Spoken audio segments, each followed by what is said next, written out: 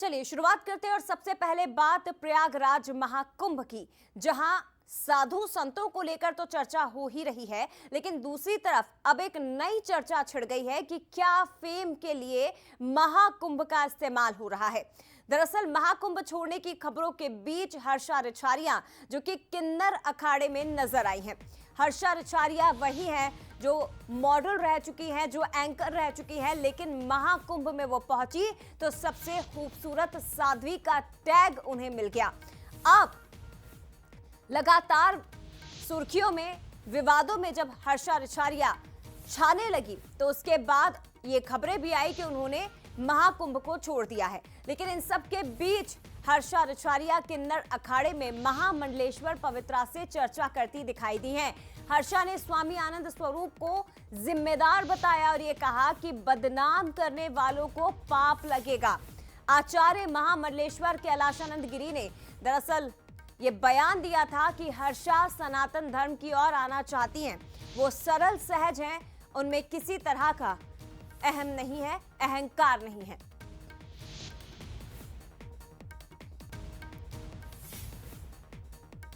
Please नहीं, शर्म आनी चाहिए कि एक लड़की जो धर्म से जुड़ने के लिए आई थी, धर्म को जानने के लिए आई थी, सनातन संस्कृति को जानने के लिए आई थी, आपने उसे इस लायक भी नहीं छोड़ा कि वो पूरे कुंभ में रुक पाए। वो कुंभ जो हमारी जीवन में एक बार आएगा, आपने वो कुंभ एक इंसान से छीन लिया। तो इसका पुण्य का तो नहीं पता, लेकिन ये जो आनंद स्वरूप जी है, इनको पाप जरूर इस चीज का लगेगा। यहाँ कुछ लोगों ने मुझे ही धर्म से जोड़ने का मौका नहीं दिया, संस्कृति में रमने का मौका नहीं दिया। लिटरली इस कॉटेज में रह के, इस रूम में रह के ये फील हो रहा है जैसे मैंने कोई बहुत बड़ा गुनाह कर दिया, जबकि मेरी कोई गलती नहीं है, लेकिन फिर भी मुझे इस तरह से टारगेट कर रहे हैं। तो अब जहाँ पे पहले मैं आई थी पूरे महाकुंभ में रहने की मंशा से, इच्छा से, वहाँ अब शायद मैं नहीं रह पाऊंगी। पूरे 24 घंटे इसी रूम को देखना पड़ रहा है, तो इट्स बेटर कि मैं फिलहाल यहाँ से चली जाऊँ।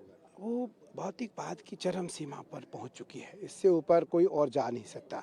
अब वो सनातन धर्म की ओर आना चाहती हैं। अब वो सनातन धर्म में आकर के अपने गुरु के साथ जुड़ करके वो अपनी परंपराओं को समझना चाहती हैं, सीखना चाहती हैं। मुझे लगता है कि यह बड़ा ही अनोखी घटना है, बड़ी ही अनोखी घटना है कि वो सहज है, सरल है और उसके मन में किसी प्रकार का अहम नहीं है, कोई किसी प्रकार का अहंकार नहीं है। और वो शिविर में 4 दिन रही और 4 दिन वो सामान्य सेवकों की तरह रही। किसी प्रकार का उसकी कोई बड़ी अलग से व्यवस्था नहीं की गई थी, खाने की, रहने की। और पूजन में जब भी मैं पूजन बैठता आकर के चुपचाप वो हमारे पूजन में पीछे बैठ जाती थी।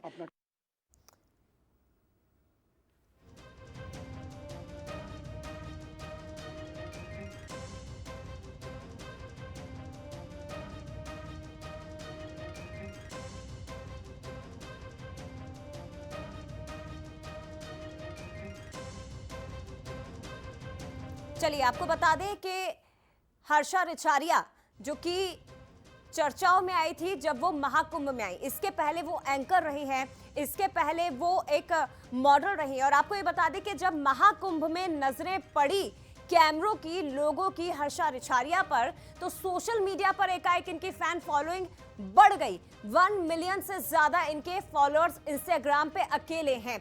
वो कई बार कह चुकी है कि मैं साध्वी नहीं हूं, मुझे साध्वी का टैग ना दिया जाए। लेकिन इन सब के बीच सवाल यही कि क्या महाकुंभ अब सुर्खियां बटोरने के लिए बना हुआ है? क्या फेम के लिए हर कोई महाकुंभ पहुंचेगा और यहां आकर प्रसिद्धि हासिल कर लेगा? सीधे रुक करते हैं, एग्जीक्यूटिव एडिटर मनोज सैनी जी हमारे साथ इस वक्त लाइव जुड़ गए। मनोज जी, सवाल सिंपल सरल सा यही है कि क्या महाकुंभ फेम हासिल करने का जरिया बन चुका है?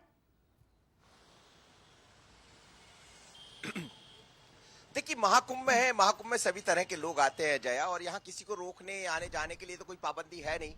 कोई अपने तरह से आएगा, महाकुंभ में आएगा, डुबकी लगाएगा गंगा की, और गंगा के तट पर जैसा कहते हैं कि गंगा में स्नान करने से पुण्य मिलता है, आपके पाप क्षीण हो जाते हैं, तो उसी दृष्टि से लोग आते हैं। लेकिन आपकी दृष्टि क्या है ये तो वही समझ पाएंगे।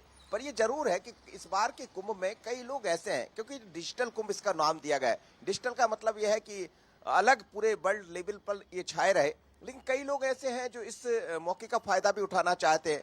अब मैं ये नहीं कहूंगा कि उनके मन में गलत बात होगी, जैसे आईटी बाबा अचानक कल 4-6 दिन पहले तक कोई जान नहीं रहा था, एक जगह डले हुए थे, रखे हुए थे, उनसे लोग मिल भी रहे थे, लेकिन अचानक इतनी फैन फॉलोइंग हो गई कि उनके पास रहने के लिए जगह नहीं बची। हर्षा रिछारिया भी उसी का एक उदाहरण है कि वो यहाँ पहुंचती है और पट्टाभी सीख जब होता है उस कार्यक्रम में शामिल होती है, सबसे पहले बंसल जी उनसे बात करता है। सुंदर तो है वो, लेकिन सुंदरता का मायना ये नहीं कहा जा सकता कि वो ईश्वर की भक्त ना हो। भाई ईश्वर साधु संत सन्यासियों के साथ जब बैठे हैं तो मन में तो शायद यही भाव होगा, लेकिन अचानक वो इतनी सुंदरता उनकी सुर्खियां बटोली और फिर चर्चा में आ गई। तो मुझे लगता है ये समझने की दोनों तरफ से जरूरत होगी, लेकिन दो महात्मा अलग अलग बात कर रहे हैं। एक अभिमुक्तेश्वरानंद है जिन्होंने कुछ सवाल उठा दिए क्योंकि वो पीसवाई में शामिल हो गई जब स्नान करने संत महात्मा निरंजनी अखाड़ा जा रहा था, और निरंजनी अखाड़ा के ही महामंडलेश्वर कैलासानंद ये कह रहे थे कि वो शादी है, सादगी है, वो समझना चाह रही थी कुंभ को, लेकिन मेरे समझ से परे है कि ये सब कैसे। तो मुझे लगता है ये हमारे समझ से भी परे है कि आखिर इस दिशा में हुआ क्या उनकी फैन फॉलोइंग बढ़ना उनके लिए मुश्किल बढ़ गया, या वो जिस उम्मीद के साथ आई थी। कल एक साध्वी से जब मेरी बात हो रही थी कि यहाँ जब आप झूठ बोलेंगे, झूठ का मतलब मैं ये नहीं कह रहा हूँ कि उन्होंने बोला होगा, लेकिन वो ये कह रही थी कि ये तो गंगा का तट है, यहाँ सब पवित्र भावना से आते हैं, पर आप खेल खेलेंगे तो खेल हो जाएगा। अब खेल किसने खेला, क्या बड़े लोग उसको दूसरे तरीके से ले रहे हैं, लेकिन निश्चित रूप से वो छाई हुई। और वो तस्वीरें भी आप दिखाइएगा, जब बंसल न्यूज पर एक्सक्लूसिव कल प्रयास किया था उनसे बात करने का, चिपती हुई नजर आई थी, मीडिया से दूरी बनाई थी। किन्नर अखाड़ा भी पहुंची थी, तो क्या किन्नर अखाड़ा भी शरण लेने पहुंची थी, वो आशीर्वाद लेने पहुंची थी जब पवित्रा जी से उनकी बात हो रही थी। तो वो तस्वीरें भी आप दिखाइएगा तो समझ आएगा। लेकिन निश्चित रूप से अब जैसा वो कह रही है वो जाने की मूड में है, पर मुझे नहीं लगता, क्योंकि कैलासानंद जैसे गुरु है उनके, जैसा वो कह रही है तो वो समझाइश देंगे, वो यहीं रहेंगी। और जितने भी नई युवा पीढ़ी आ रही है, चाहे वो सुंदर है या कैसे है, लेकिन महाकुंभ को समझना जरूर चाहिए, क्योंकि सनातन का ये ऐसा महापर्व है जिसमें एक साथ सब मिल जाते हैं। यहाँ देश नहीं होता, यहाँ भेदभाव नहीं होता, गंगा के तट पर आकर सब एक हो जाते। तो मुझे लगता उनके साथ भी सबको एक होना पड़ेगा और उन्हें भी समझना पड़ेगा वो किस तरह से सनातन के साथ मिलना चाहते हैं। निश्चित तौर पर, और हम किसी को जज नहीं कर रहे हैं मनोज जी, हम किसी निर्णय तक नहीं पहुंच सकते, लेकिन ये बात बिल्कुल सही है कि हर्षा रिछारिया इस महाकुंभ में शामिल होती हैं, कैमरों के सामने वो खुद आती हैं, अलग अलग मीडिया चैनल्स को वो खुद इंटरव्यू देती है, पहले बहुत सुर्खियां बटोरती है और अचानक से सब कुछ मीडिया पर ही डाल दिया जाता है, मीडिया पर ही थोप दिया जाता है और एकाएक वो गायब होनी दिखाई देती है। लेकिन सोशल मीडिया पर प्रसिद्धि हासिल करने का क्या एक जरिया महाकुंभ बन गया है, ये हम जजमेंट नहीं कर सकते। ये तय करना होगा तमाम दर्शकों को, तमाम उन लोगों को जो महाकुंभ में पहुंचे हुए हैं। फिलहाल शुक्रिया आपका मनोज जी तमाम जानकारी साझा करने के लिए।